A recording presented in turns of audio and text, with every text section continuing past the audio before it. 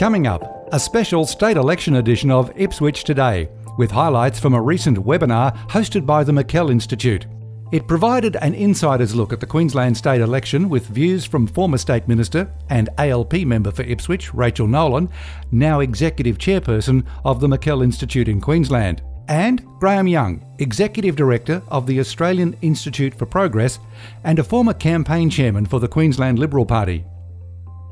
It's Friday, October 23, 2020, and I'm Alan Roebuck.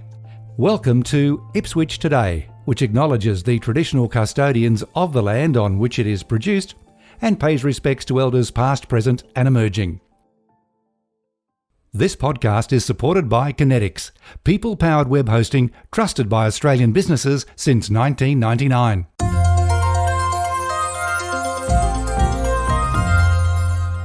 Does anyone really have a handle on the real issues driving the outcome of this state election? There are so many firsts this time round, including extensive loss of local media coverage in regional Queensland through daily newspapers and television, and the big one, the influence of COVID-19 on voters. From the McKell Institute webinar streamed on October 22, Rachel Nolan and Graham Young offered some of the best insights I've heard in the lead up to October 31. Starting with, what's the campaign been like so far? Rachel Nolan. I think this is a dead set weird one, to be honest. There's a lot about this that is a sort of bog standard Queensland election. You know, there's a lot of campaigning on infrastructure projects and economic development in the regional towns up the state, up the coast, which is your kind of standard visual of a Queensland election campaign. But it's different from the normal rollout in a few senses. Firstly, for the first time in any major Australian jurisdiction, there are two women leaders. And that's gone virtually unremarked, which is, I think, just really dead set interesting in itself. So that's the kind of interesting background. Secondly, feels here like it's on the back of a pandemic. So there is a bit of optimism in Queensland that we're sort of towards the end of things now. That may or may not be borne out to be true, but the pandemic absolutely has framed, of course, the context of the year, and it really feels a bit like we'd sort of scrambled to have an election campaign at the end. So it was the sort of framing context, but it hasn't totally defined the election discussion itself.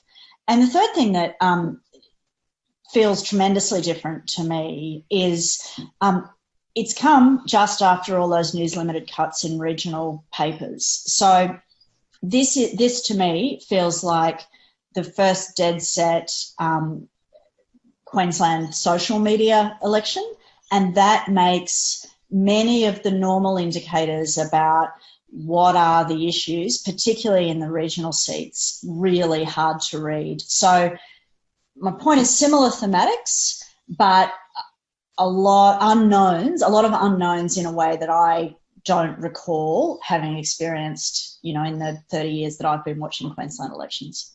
Graham Young. This isn't the election that I would have been scripting if I was running the LNP campaign 12 months ago. I think that election would have looked at Labor's record. It would have picked them up on their delivery or non-delivery of infrastructure. It would have picked them up on overspending. It would have picked them up on failure to deliver on unemployment. And it would have picked them up in terms of the increase in debt here without any commensurate outcome. I think COVID has changed everything. And that will be the case all around the world. I can't see how you can have something as significant as the pandemic, which has brought about a top-down approach to government, even from people like Morrison, who are allegedly Liberals. It's been very much a command and control performance. At the same time, it's changed a lot of the things that we're doing. So at the Australian Institute for Progress, we do our own qualitative polling, and I've spoken in inverted commas, to 249 people via an online qualitative survey. And what I gleaned out of that, and it's confirmed by the campaigns that are being run by both sides of politics, is that people are basically, they're looking through COVID. Politicians are only as good as the future, not the past. And a good illustration of that is that Winston Churchill wins World War II and then he loses the next election, obviously because he wasn't offering by that stage what people wanted. He'd done that job. Now we want someone to do the next job. So people looking through COVID, they take that as something which is for granted. You mentioned Jacinda Ardern before. Well, you might not be aware in Victoria, but in New Zealand they had 4 times as many deaths from COVID as we did here in Queensland for a similar population. So in terms of COVID and in terms of the health impact, it barely touched us. In fact, some parts of the country didn't even see any cases, really. You know, you go west of Brisbane or you go the bit between here and Townsville and Cairns, and there was basically nothing. But there's been an economic impact. So what people are saying is, look, COVID's come along. It's changed the way we do things. It's had an economic impact on us, but it also gives us an opportunity to change the way we do things. So I think the public's actually been looking to the politicians to answer the question as to how we reboot. And I think that the population has been severely disappointed that what we've seen from both sides of politics is a vote buying spree with, you know, little sweetmeats here and sweetmeats there to try and buy this electorate or that electorate or keep it on side. But we haven't actually seen a coherent narrative and an explanation as to where they see Queensland in 4 years' time. And there hasn't really been much talking about how you restructure the economy after COVID. And that's disappointing too, because, you know, I think both sides should have something to say about it. The panel then gave their view about how much border closures will influence voters. The election is basically about the economy, but Labor is taking its ability to control the borders and control COVID as proof of its ability to control the economy. So they get very good marks from across the board for the low rate of infection here, and there's a high level of support even amongst LNP voters for closing the borders. Now, that might vary a bit where you are in the state. So if you're down the Gold Coast, where Coolangatta and Tweed Heads are called the Twin Towns for the reason that basically they straddle the border and the residents there don't see any difference between one side or the other, then it could be different because it's been a major disruption to people living there. And if you're up in Cairns, which is heavily dependent on fly-in tourism, where again it's had an effect, it might be quite different. But most parts of the state, people are grateful that we've had low rate of infection, and they tie that back to keeping the borders closed, so they give Anastasia big marks for it. The subtext of the Labor campaign is essentially that Anastasia Palaszczuk kept us safe so she can make us strong. So there is, as Graham touched on, the sort of controversial nature of the border closures, but ultimately most of the evidence suggests that they are popularly supported. The LNP, like Conservatives around the country, ran pretty hot and cold over previous months on whether the borders should be open or closed. So, for instance, the leader of the LNP was calling pretty loudly for the Queensland border to be open right when Victoria was starting to go into the second wave. And so one of Labor's attacks, on the basis of that has been that the LNP really were a bit all over the place. I spent a few days last week at Coolangatta, where Graham's talking about, and the atmosphere there was sort of verging on celebratory. You know, it's glorious in the sunshine. You can now go back and forth across the border. There's a bubble to northern New South Wales, so there's not that sense of closure. And I think the sense that, for a cliche, life is great in the Sunshine State when you're aware that it's not elsewhere in the country and in the world is, you don't have to say it. There's just this background consciousness of that all the time. So I think, I think Graham's right and wrong. I think it's true that people don't necessarily give you the tick for work done, but that sort of subtext of we don't really have COVID here and life is, for most people, not everyone, there have been job losses, but for most people really pretty normal, there is an understanding in the community that that's by and large on the back of border closures that were kind of hard to do. So then the next point, and I agree with Graham on this, then the next point is, okay, so what's the campaign about?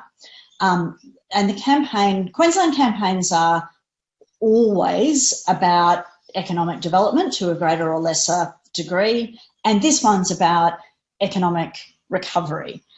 So that's where the discussion is now going. And in that sense, Labor's essentially running a sort of, is not trying to spend a huge amount of money because there is a debt load. So Labor's essentially trying to run some infrastructure spending, largely in renewables, and some targeted job creating projects, particularly in the regions. The LNP is talking about similar stuff. We can talk about this in more detail. But they have some really big infrastructure commitments. And that's kind of been the discussion over the last few weeks.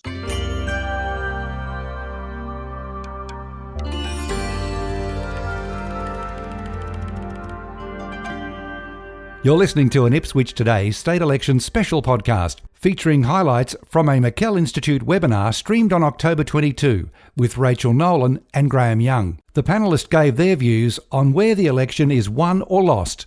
Graham Young. It's moved around where you win elections. There has been movement. The ALP is not as strong as it used to be in the country, and its strength is now concentrated in Brisbane and the southeast.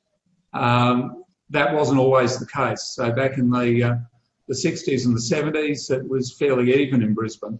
Now you've got the LNP only holding 4 seats in Brisbane, which one ought to put that in context. At the Brisbane City Council level, it's the Labor Party that only owns 6 seats in Brisbane. So it's quite volatile in Brisbane, but at the moment, I can't see much of a shift there. And I think it would be hard for the ALP to pick up extra seats. The seat that would be on the swings easiest for them to pick up is Clayfield. I basically live in Clayfield and I've seen very little Labor activity there, which says they don't think they've got a chance. By the same token, I can't see the LNP picking up anything much in Brisbane, if anything at all. When you go to the Golden Sunshine Coast, they're pretty much owned by the LNP at the moment. There's some prospects there, though, for the ALP to pick up a couple. When you get out, when you then get to the ring around Brisbane, so you've got the Brisbane City Council area, then you've got the sort of Brisbane statistical area. Outside of that, the ALP again is pretty dominant, so there's not much that they can pick up. In that area, the LNP really owns a couple of seats and no more. Then when you get out into the west of the Great Divide, that's National Party territory, and it has been since the 1957 ALP-DLP split. So I don't see anything changing there, and it hasn't changed there for roughly 60 years. So I think where this election might change the government is in the area sort of from Noosa up to Cairns. And that's an area where Scott Morrison won big swings around seats like Rockhampton. Rockhampton at a state level being a Labor Party stronghold, which I think the last time it elected a non-Labor member was Rex Pilbeam in about 1974. So it's solidly Labor. But Michelle Landry in Capricornia got a 10% swing to her. So around that area would be interesting to watch. Up in Townsville and Cairns, there's the most marginal Labor seats. However, my best prognostication is that the LNP couldn't possibly win a majority in their own right. They need to win 9 seats to do that. So their best chance is a minority government. I think the ALP's best chance is to more or less maintain the number of seats that they hold by swapping a few in the north with a few in the southeast. Rachel Nolan. Brisbane is really interesting and is unlike Sydney and Melbourne in that in Queensland, historically, the National Party are the dominant Conservative party. So now merged, but, the LNP still, the Liberals and the Nationals are still philosophically quite different. And so the historical reason why you've got this dead set sort of state Labor hegemony in Brisbane, where there are lots and lots of seats, is that there has been an historical view that people in Brisbane couldn't quite bring themselves to vote national.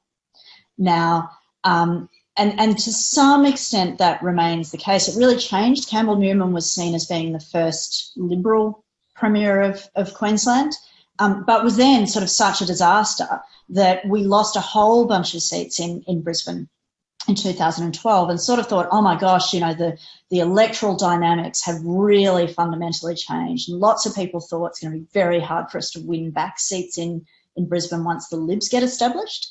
But then we just won them all back in 2015. And the leader, the LNP leader now, represents Joh Bjelke-Petersen's old seat. So while the LNP are a singular beast these days, there's still a bit of sort of Liberal national dynamics that underlies it all in terms of the messaging and the themes. And that's really why, to some extent, there's this dead set block of Labor votes and Labor seats in Brisbane. Your question was about minor parties and sort of general, the general madness associated therewith. So, look, there are three right-wing minor parties. One Nation, who've got one seat now, but are always kicking around. One Nation always comes second, not the Liberals in Ipswich. The same is true in Rockhampton. The same is true in a whole lot of seats. So there are all these seats where One Nation will get 30 or more % of the vote, but generally speaking won't win. And that is likely to be the case this time. There's obviously Clive Palmer, who's spending a lot of money, but won't win any seats. So his influence is in the form of messaging rather than electorally. And there's less impact. There'll be less impact in the state election from him and from that than there was in the federal election for two reasons. One is, if you do that stuff often enough, everybody does just begin to think you're a bit of a loon. You lose some credibility over time, and I think that's kind of where we're going. But also there are state funding caps, so he can't spend $80 million in the state election. Then you get to the Katters Australia Party, who are their own quite different beast. So you can't categorise them as just lunatic right-wingers. They're much more sort of traditional Labor or traditional National Party, sort of economically nationalist, socially conservative. And because they're geographically concentrated up around Bob Katter's federal seat, they hold 3 seats, two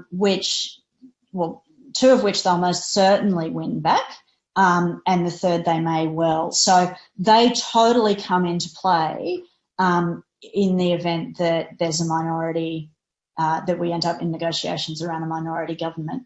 And which way they would go is really interesting, because they're not, while Katter didn't back Gillard in 2010, and most of those voters would tend to be conservative leaning, you can't just see them in that sort of far right frame like you can with the other minor parties. Then in Brisbane, there are a number of there's one Greens seat in the inner city, which they won for the first time at the last election, knocking off a pretty well-established Lib. There's a huge contest that everybody's fascinated about between a second time around Greens candidate and the former Deputy Premier Jackie Trad in South Brisbane. That is well understood that it could go either way. But what happened last time that everybody was talking about South Brisbane, and then the Greens unexpectedly won this other seat. So, the Greens are in play in the inner city. And I mean, the Greens do that thing that they always do where they say, oh, we're on the verge of a breakthrough. They may or may not be, but, you know, once again, that's a sort of live discussion in inner city Brisbane seats. This election marks the beginning of fixed 4-year terms in Queensland. The panellists discussed how it will change policy making and reform going forward. Yeah, look, in theory, I think 4-year terms are better than 3-year terms, but I'm not sure it's going to make much difference. You know, I'm looking at the two sides, and I'm not seeing any zeal for doing more than fiddling around at the edges. I think, you know, both sides are really looking at business as usual. 4 years might well mean that bad governments get an extra year to run the place badly, and you get a bigger eruption at the end of it. I think it will change things quite significantly. I think it's a really significant reform that's just been talked about here for absolutely ever. Palaszczuk got it through, you know, pretty sort of seamlessly, and doesn't, I think, get enough credit for the way that will just fundamentally change Queensland politics going forward. 3 years is mad. You know, you have this sort of 3 years and discretion about, you know, and variable terms. So you quite often get 2.5. So there's just this sort of slight sense of chaos in politics and in government all the time. So it's partly 4 years. It's partly that it's 4 years, but it's partly that it's fixed terms, and that just creates much clearer air for serious governance and for actual reform than we've had before. And finally, the big question: who do they think is going to win? My gut tells me that a minority Labor government is probably the most likely outcome, and that because Labor's going to lose one seat, they might pick up another one. I'd say they go for Sandy Bolton, who's the independent in Noosa first. So there's a slight tradition of independents from the Sunshine Coast area becoming Speakers of Parliament.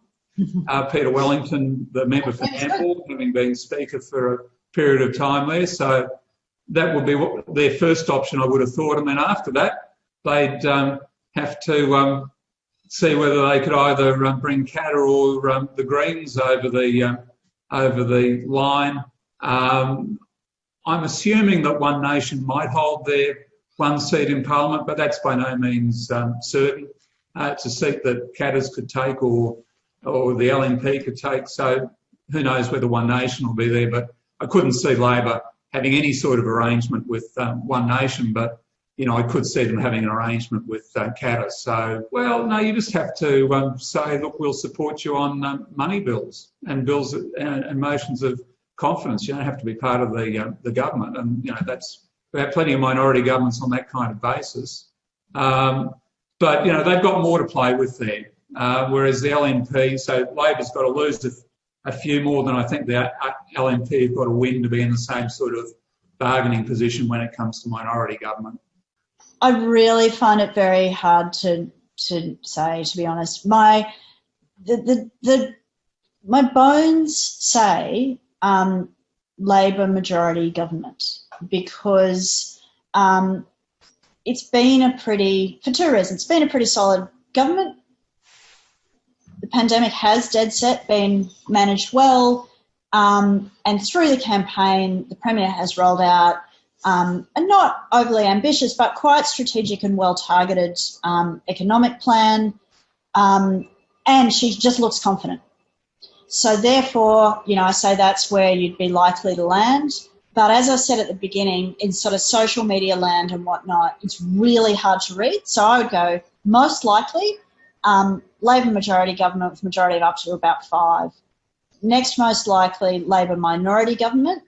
And interestingly, you can do business with the Katters. I had a lot to do as a minister with one of the Katter members. He was just a really sensible, reasonable character. So you shouldn't assume, you know, having seen the Bob Katter and Gillard thing, that the Katters wouldn't necessarily deal with Labor. That is actually a live possibility. And politically, that might be better than ending up potentially with the Greens. So I haven't got total confidence, but I that's what my gut says. If you'd like to hear and watch the full webinar, search McKell Institute on YouTube.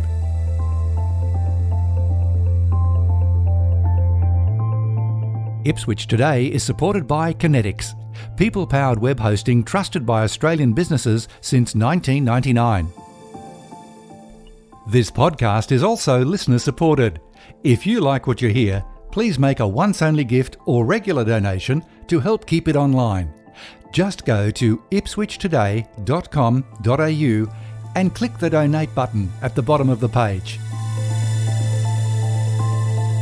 You can subscribe for free and share this podcast from your favourite app, including iHeartRadio, or play Ipswich Today from your smart speaker. Music is supplied by Purple Planet Music. This is Alan Roebuck. Thanks for listening.